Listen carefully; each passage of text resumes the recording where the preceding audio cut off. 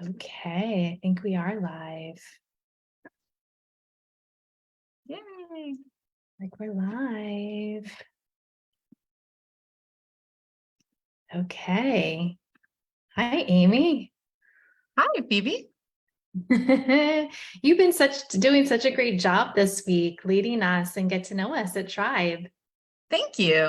We hope to meet some new people and to stay connected to old people, or with us people, not old people. New people. Well, for everybody out there, I'm Phoebe. I'm one of the co-founders of Tribe, and I will be with you all tomorrow for a live, but we thought it would be nice to just come on here and ask some questions. Yeah. People ask about, we get a lot of emails about the trainings, how they work, who they're for. So we thought we would just have a conversation with everybody. Yeah. Yeah. So can you share, if anybody's new here, just first of all, what is Tribe and what is our mission? And yeah, just the basic. Yeah. So Tribe is a nonprofit. We teach resilience, increase balance, and endurance.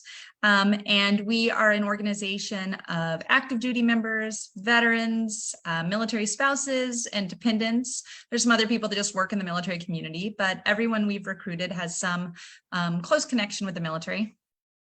And we work to teach the tools of mindfulness to the military. So we do this through mindful movement, yoga. We do this through breath work, meditation, and we just have lots of conversations about hands-on, immediate practices that people can employ in their daily lives and teach to their units or share with FRG groups or veterans organizations. We try to make things really approachable and applicable.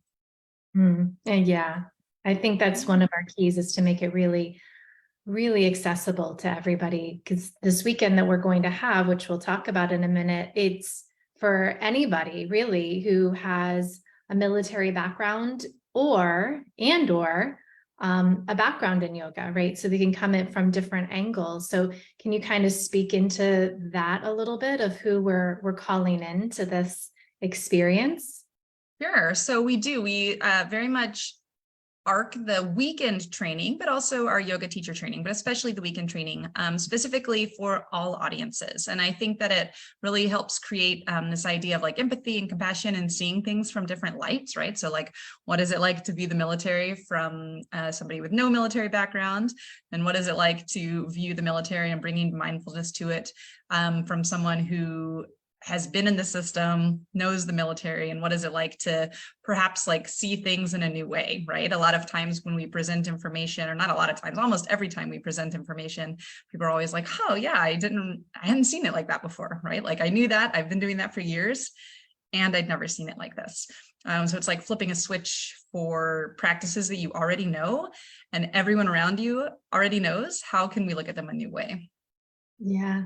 And just to share with people, if they don't know our background, right, we kind of are a representation of that, right? You have a military background. You also did practice yoga previous to coming to my training for yoga, but I don't have a military background at all. My father was in the military, but not when I was growing up, but I had the yoga experience that I bring to it. So I think that we do a really good job in representing both of those voices, so that we really can, like you said earlier, make it accessible for anybody who's walking in who has this mission to serve this community, the military community. And that could be active duty veterans or, family members, right? So can you share a little bit? I would love just to know a little bit. I mean, I know, but for everybody out there, just a little bit of your background too. Sure. I was a military child growing up. So I grew up in military communities all over the world. Then I did ROTC in college, and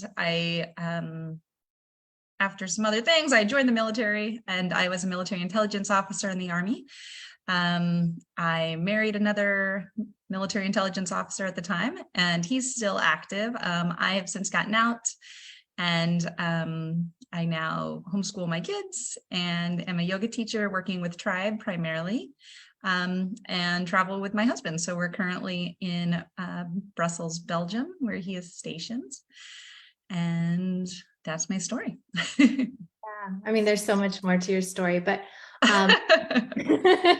but we're only taking a few minutes here today. So what I want to ask you before we talk more logistics about this weekend that's coming up and the yoga teacher training that's coming up this winter is for you having that military experience, you didn't necessarily practice yoga when you were in the military, but you have this very strong, practice now and have for a long time. I'm wondering, now that what you know now, what could you have wished that you had known then? Yeah, I think I'd like to have known that everything's not an emergency, and everything doesn't require an emergency response, or a state of over excitement and over response. Everything improves with and can take a breath and a beat to center your thoughts and really align yourself with like your personal moral mission and mission and the unit and the countries and whatever communities you're in. Yeah. And that like that's demonstrating that breadth and that strength and that commitment is like the ultimate show of strength, I think. Yeah. What I kind of heard you speak into was the nervous system, which we talk about a lot more in the yoga teacher training, the 200-hour, of not feeling like everything is urgent. That's when we're in that sympathetic nervous system, when we're in go, go, go. And I do see that not just in the military, but just everyday life, right? And so the more we can drop into the parasympathetic, that rest and digest, we can take that breath like you spoke of, and know how to utilize those moments when it is an urgency, right? We can be clear, we can be more grounded. It's not just moving from this place of chaos. And I think that is very important for members in the military who are making really challenging decisions, right? That affect not just, like you said, your personal world, but your immediate community, and then the greater world, that, being that ripple effect out. So yeah, I personally love our mission. I believe it. I signed up for it. So can you share a little bit more about the details of what this weekend's going to be? And if people are saying, sign me up, what does that look like? Sure. So we kind of already addressed the audience, like everybody can come. If you're interested, you're the person. So it has we practice, like I said, all forms of mindfulness. We go through breathwork practices, we go through physical practices, we go through philosophy conversations, very much, military value conversations. And then we also really give a lot of time for practice and for the participants to lead. So whether you're an experienced yoga teacher teaching a new population, you'll get to practice perhaps some new language or new techniques. Or just like a new insight, we really address also like, who is this audience, and spend a lot of time building an understanding of that. Or if you're someone who has never taught anyone breathwork or anything, and it's really intimidating to you, this is a perfect time to come out and have some time to practice. Everyone, number one comment leaving our training is that it's such a supportive community and that people have really made bonds that they are excited about. So this is the place to come and feel comfortable and feel accepted, and just, even if you've been there before, like polish off some new skills. Yeah, that's the basic arc. If you would like to apply, we have a link in the bio of our website. You'll just see an apply now button and just apply now, or just shoot us an email, post a comment if you're watching on social media. I think that's the big arc. Yeah, I mean, you did list a lot of things that we're covering, but I will say, because we're making it so accessible, they're all bite-sized things. They're things that you can really do, like take with you and put into action in real time, right? So if that sounds like, wow, that's amazing, and it's a whole weekend, but I feel a little overwhelmed, right? That's what we do, is we make it so that it's so accessible. So people who have never practiced on the yoga mat or meditated before, they can go, right? I can do this right now, here Yeah, for sure. And everyone who joins, we have an online platform, a small online platform. So you immediately go home with some videos of a meditation, physical practice, and breath work for you'll have ongoing access to, and you get a manual that, so we're not taking furious notes so much, you get to just literally take with you. Yeah. So. And are we talking a little bit about yoga teacher training? Yeah, let's talk that too. We Okay. always get questions about that for sure. So yes, so in January, so we offer 3 trainings actually here at Tribe. So we offer our weekend training, which is where we started. And now we offer our large full-scale 200-hour yoga teacher training, which is registered with Yoga Alliance. And so that runs from January until March this year. We have it every year about that time. So if this isn't your year, put it on your calendar for next year. And when you graduate, you become a registered yoga teacher. Again, #1 comments from feedback of this, everyone says the program was above and beyond anything they ever imagined. Why did I put this off so long? But also just the feeling of community and support and the bonds made for sure are things that they said they would not have been able to have gotten at another program. Yeah. So again, details of that are at the website. Please apply. I meet with everyone who applies for the yoga teacher training via Zoom call so that you very much have an understanding of the program. You understand financial aid options, and I'm able to answer any questions. And we just, again, because community is so supportive or important within our organization, we really do like to meet everyone and make sure that we are going to come together and create that supportive environment. So meeting with people face-to-face is important. So I would love to set up a meeting with anyone who's interested or has questions. Yeah. And you were saying earlier, and you just mentioned a little bit about the #1 question that you get a lot about is scholarships. So can you talk a little bit more about that? Yes, 90% of the people that apply to our programs say that they need financial aid, and we work really hard to make sure that we meet everyone where they come, where they are. So I have pretty honest conversations about people with their current financial needs. First and foremost, if you are eligible for MyCAA, our programs are fully covered by MyCAA, and we can walk you through that process. If you don't know if that's you or not, we can always figure that out.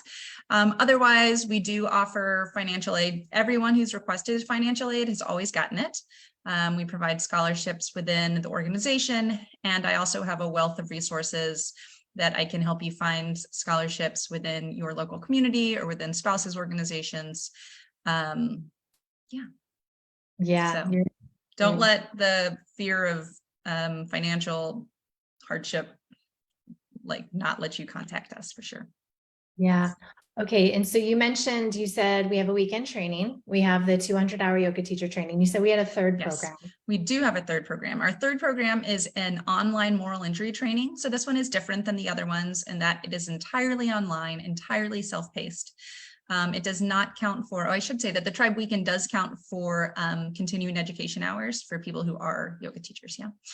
Moral injury does not do that, but this program often attracts chaplains, it attracts unit leaders or peoples and veterans organizations who are working with individuals who may have moral injury, or people who think that they have moral injury on their own and are working to work through it. So again, please reach out to us. We also give financial aid for this program, and it's entirely self-paced and you have access to it online.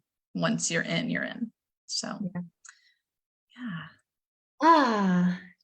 Is there anything else that I should ask you? I feel like we covered a lot. We did. I guess final thing is that this week is also part of our fundraising week. So, one of the main ways that we give scholarships is through financial donations. So any scholarships donated, any donations, especially this week, will go directly to scholarships.